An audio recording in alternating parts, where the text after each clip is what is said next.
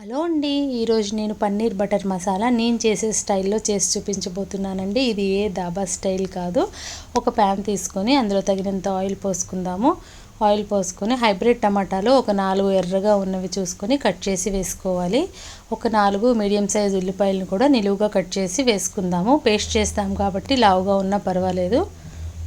చెక్క, యాలక, ఎండుమిరపకాయ, లవంగాలు, అల్లం వెల్లుల్లి పేస్ట్ ఒక స్పూన్ వేసుకొని ఒకసారి ఫ్రై చేద్దాము. ఒక్క నిమిషం వరకు ఈ అల్లం వెల్లుల్లి పేస్ట్ ఫ్లేవర్ మొత్తం వీటికి పట్టే వరకు ఫ్రై చేసుకుందాము. ఒక 1 మినిట్ వరకు ఈ విధంగా ఫ్రై అయిన తర్వాత ఒక 5-6 జీడిపప్పులు వేసుకుందాము. వేసుకొని ఫ్రై చేసుకుందామండి ఒక నిమిషం. ఆ తర్వాత ఎగ్జాక్ట్లీ ఒక 1/2 లీటర్ నీళ్ళని ఇందులో పోసుకుందాము. ఈ 1/2 లీటర్ నీళ్ళు 1/2 లీటర్ అయ్యే వరకు మనం ఉడకనివ్వాలి ఉల్లిపాయ టమాటోని. చూడండి, నేను 1/2 లీటర్ నీళ్ళు ఎగ్జాక్ట్లీ పోసాను. ఒకసారి ఫైన్గా మిక్స్ చేసుకొని మూత పెడుతున్నాను.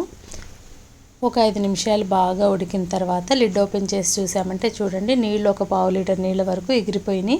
టమాటా ఉల్లిపాయ పేస్ట్ మొత్తం చల్లార్చి పేస్ట్ చేసుకోవాలండి మిక్సీ జార్లో. ఆ తర్వాత ప్యాన్ పెట్టి బటర్ వేసుకొని ఆ బటర్లో ఒక స్పూన్ కాశ్మీరీ రెడ్ చిల్లీ పౌడర్ని వేసుకొని మిక్స్ చేసుకోవాలి.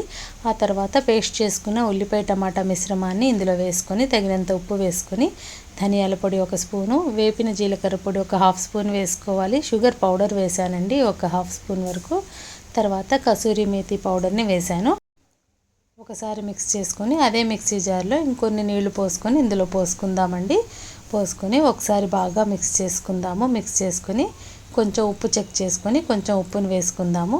2 నిమిషాలు మూత పెట్టి ఆ తర్వాత ఓపెన్ చేసి నేను పాలమీగడను వేస్తున్నానండి. పాలమీగడ బాగా మిక్స్ చేసుకొని 150 గ్రాముల పన్నీర్ని క్యూబ్స్గా కట్ చేసి వేసుకోవాలి. పన్నీర్ ముక్క విరగకుండా కొంచెం జాగ్రత్తగా మిక్స్ చేసుకుందాము. చాలా చాలా చాలా టేస్టీగా ఉంటుందండి. ఒకసారి ట్రై చేసి ఎలా వచ్చిందో మీ కామెంట్స్ని నాకు తెలియజేయండి ఫ్రెండ్స్. 2 నిమిషాలు మూత పెట్టి మూత ఓపెన్ చేసి చూసామంటే నూనెంతా తేలింది చూడండి. ఇప్పుడు కొత్తిమీర చల్లుకున్నామంటే ఎంతో ఎంతో రుచికరమైన పన్నీర్ బటర్ మసాలా రెడీ అయిపోయింది. Thanks for watching.